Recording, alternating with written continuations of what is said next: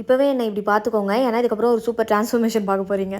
Actually இது Saturday மறுநாள் afternoon வரையும் குளிக்காம சுத்திட்டு இருந்திருக்கேன். ஆக்சுவலி எனக்கு இந்த வீடியோ எடுக்கிறோம், இதுக்காகவாவது கொஞ்சம் டீசென்ட்டா ரெடியாகி வருவோம், அதெல்லாம் தோணவே மாட்டேங்குது.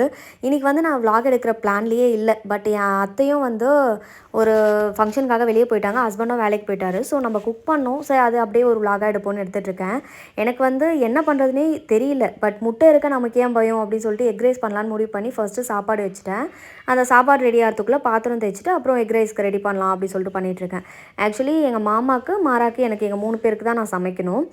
அண்ட் இந்த பாத்திரம் தேய்க்கும் போது எனக்கு ஒரு கெட்ட வழக்கம் இருக்குது. இது குட் ஹேபிட்டா பேட் ஹேபிட்டான்னு எனக்கு தெரியல. எந்த பாத்திரம் தேய்ச்சாலும் நான் ஃபர்ஸ்ட்டு அதை தண்ணியில் அலசிட்டு அதுக்கப்புறமா தான் தேய்ச்சி கழுவுவேன். அப்படியே டேரெக்டாக எடுத்து எனக்கு தேய்க்கவே பிடிக்காது. அது அந்த நாரில் எனக்கு எது ஒட்டியிருந்தாலுமே அது சுத்தமாக பிடிக்காது. இது வந்து எனக்கு சின்ன வயசுலேருந்தே இந்த ஹேபிட் இருக்குது.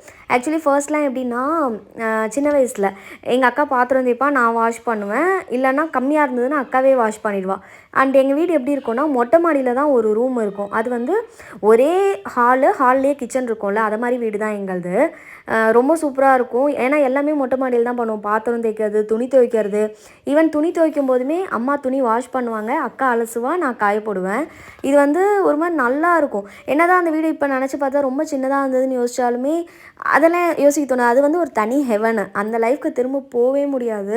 ஸ்கூல் லைஃப்பும் சரி, இந்த சைல்ட்ஹுட் மெமரிஸும் சரி, அவ்வளோ நல்லாயிருக்கும் நினச்சி பார்க்கும்போது. அண்ட் இந்த எக் ரைஸ்க்கு வந்து ஃபஸ்ட்டு கடாயில் எண்ணெய் ஊற்றி கடுகு கருவேப்பிலை போட்டுட்டு அண்ட் கட் பண்ணி வச்சுருந்த வெங்காயம், பச்சை மிளகாய் இதை நல்லா போட்டு வதக்கிக்கிறேன்.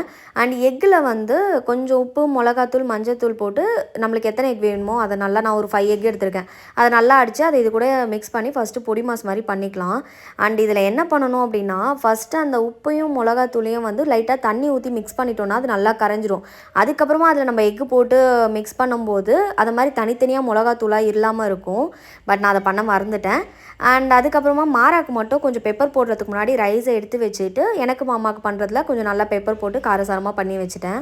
அவ்வளோதான். ஏன்னா மாறாக்கு வந்து அந்த பெப்பரோட நெடி ரொம்ப காரமாக இருந்தால் சாப்பிடாமல் போயிட போகிறான்னு சொல்லிட்டு எடுத்து வச்சுட்டேன். அண்ட் அவனுக்கு சாப்பாடு வச்சு முடிச்சுட்டு தான் நான் சாப்பிட்றேன். அதை மட்டும் தான் வீடியோ எடுத்திருக்கேன். அண்ட் இது நெக்ஸ்ட் என்னென்னா ஒரு கங்க்ராச்சுலேஷன்ஸ் கேரமனி மாதிரி.